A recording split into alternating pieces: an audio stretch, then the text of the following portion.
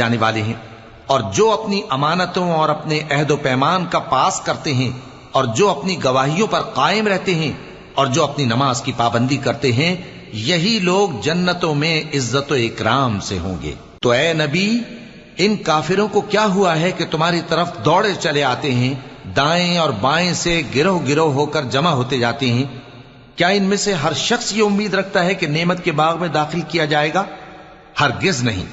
ہم نے ان کو اس چیز سے پیدا کیا ہے جسے یہ جانتے ہیں، پس مشرقوں اور مغربوں کے مالک کی قسم کہ ہم طاقت رکھتے ہیں، یعنی اس بات پر کہ ان سے بہتر لوگ بدل لائیں، اور ہم عاجز نہیں ہیں۔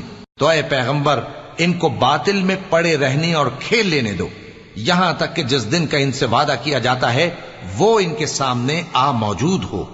اس دن یہ قبروں سے نکل کر اس طرح دوڑیں گے جیسے کسی مقابلے کے نشان کی طرف دوڑے جا رہی ہوں۔